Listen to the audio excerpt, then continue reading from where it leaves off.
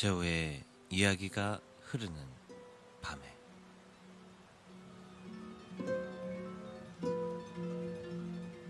인어 이야기.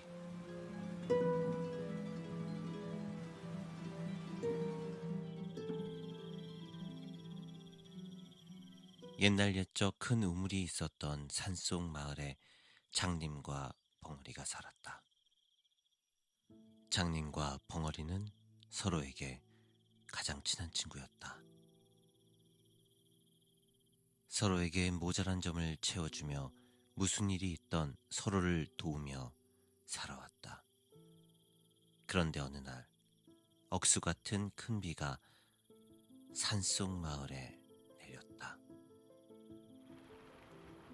하늘에 구멍이 난 듯 비는 몇 날 며칠이고 계속 쏟아졌다.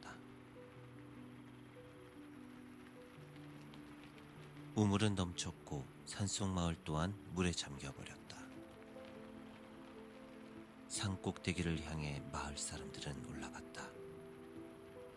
산 주위를 물이 가득 채워버려 마치 산 밑은 커다란 바다처럼 보였다.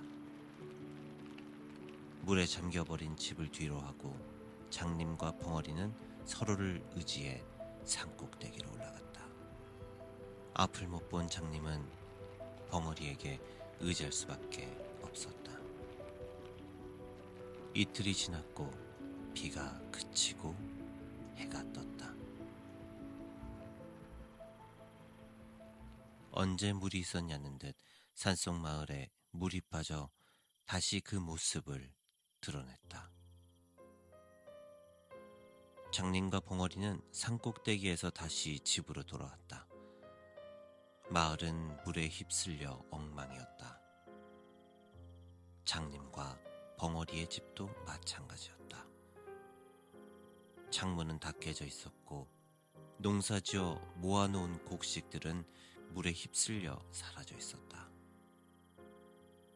하지만 물이 빠질 때 미처 돌아가지 못한 물고기들이 마당에 한가득 있었다. 장님과 벙어리는 곡식 대신 물고기로 배를 채웠다. 그렇게 장님과 벙어린 물고기를 하나씩 주워가며 하루하루를 버텼다. 며칠이 지나고 장님과 벙어리가 물고기를 줍고 있었는데 장님의 귀에 아름다운 노랫소리가 들려왔다. 너무 아름다워서 구슬프기까지 한 노랫소리였다. 저 노랫소리가 들려? 너무 아름답다. 그렇지 않아? 벙어린 귀를 기울여 봤지만 노랫소린 장님의 귀에만 들리는 것 같았다. 야, 소리나는 쪽으로 한번 가보자. 장님과 벙어린 소리나는 쪽으로 갔다. 노랫소리가 나는 곳은 마을 어귀에 있는 큰 우물 안이었다. 벙어리는 조금씩 그 노랫소리가 들리기 시작했다. 벙어리는 노랫소리가 들린다며 장님 손에 글씨를 썼다. 거봐, 들리지? 야, 너무 아름답지 않아? 벙어리는 고개를 끄덕였다. 둘은 우물가로 가까이 다가갔다. 그때 노랫소리가 멈추고 우물 안에서 아름다운 여자 목소리가 들려왔다.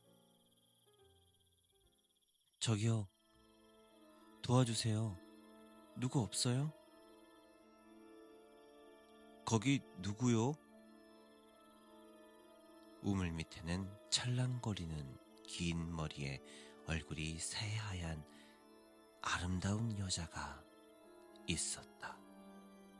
그런데 이 여자는 다른 여자와 좀 달랐다. 상반신은 사람이었는데 하반신은 물고기였다. 벙어린 놀라 장님 손에 글씨를 썼다. 뭐라고? 인어라고? 야, 거짓말하지 마. 우물 밑에서 다시 여인의 소리가 들려왔다. 제가 바닷속에 사는 인어인데 물이 불었을 때 육지 구경하고 싶어서 왔다가 여기 갇히고 말았어요. 도와주시면 꼭 그 답례를 하겠습니다. 벙어리는 인어의 외모에, 장님은 인어의 목소리에 반해버렸다.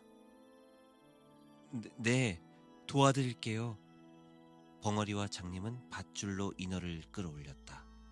인어는 우물 밖으로 나왔다. 많이 무서웠는데 감사해요. 그런데 제가 보답을 하려면 바다로 돌아가야 하는데 바다로 절 데려다 주시면 안 될까요? 제가 꼭 보답을 하겠습니다.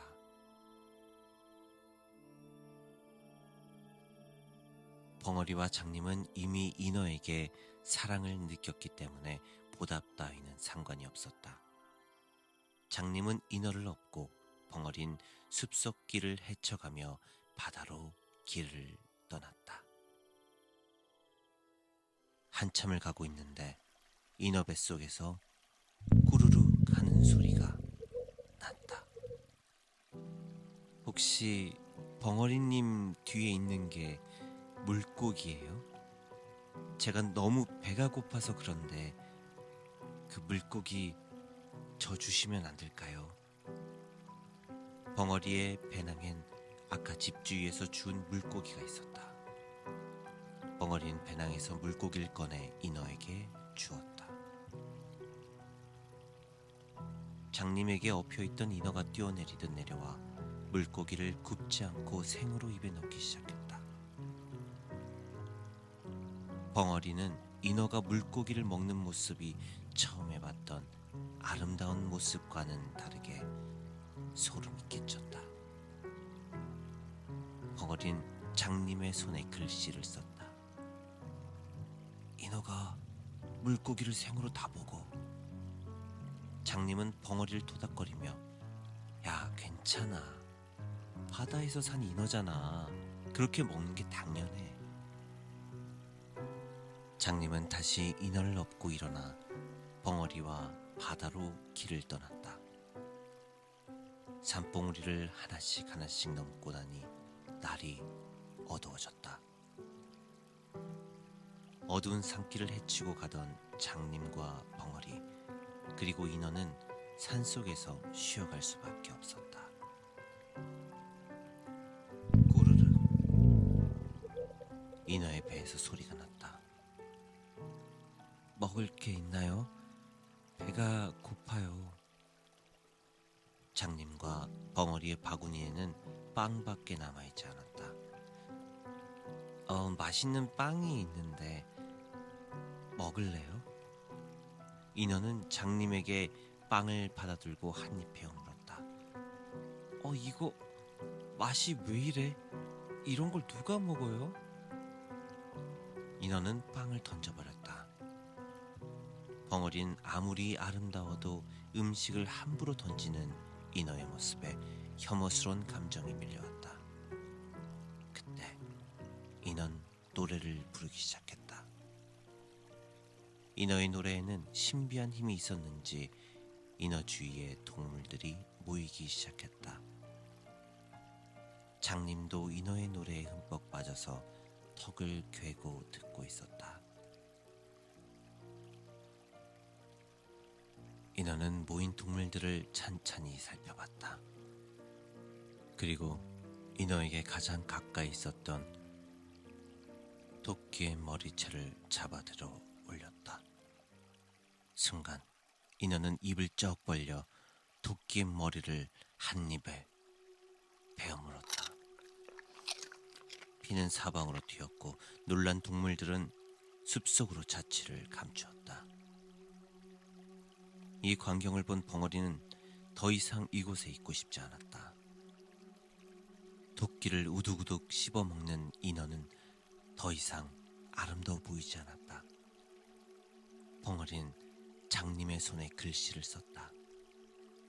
조인호, 무서워. 우리 그냥 집으로 가자. 여기 있다가 무슨 일이 생길 것 같아.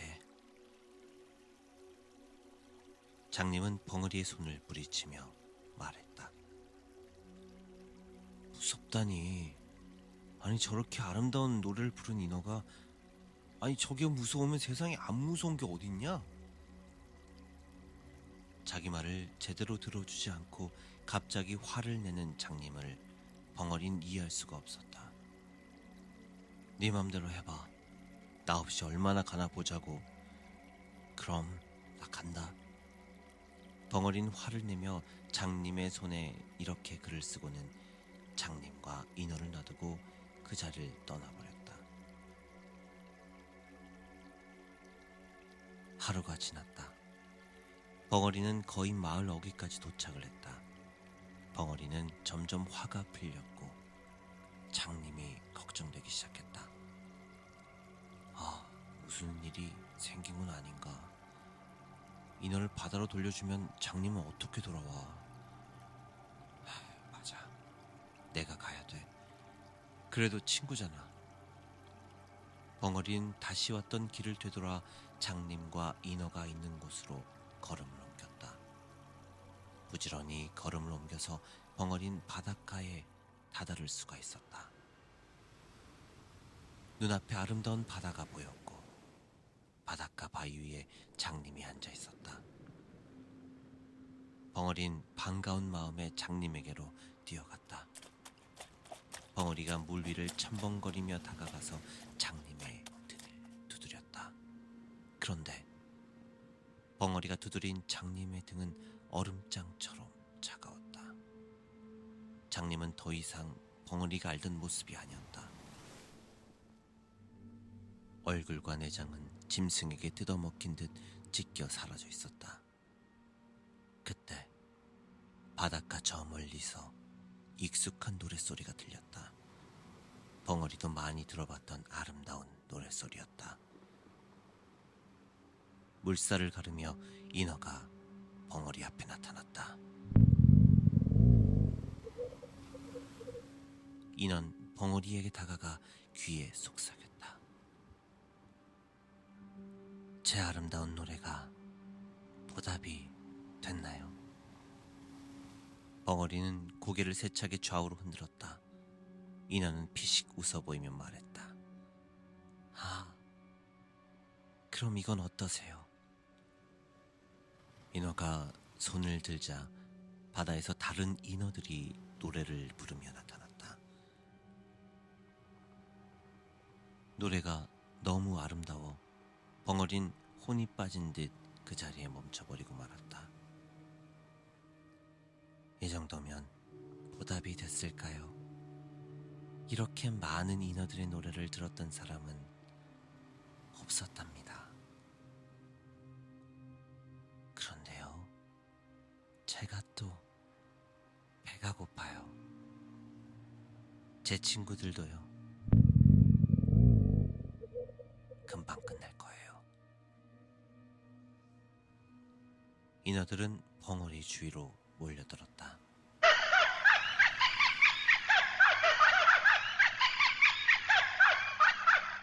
그리고 짧은 인어들의 식사 시간이 있은 후 바닷가에는 아무것도 남아있지 않았다.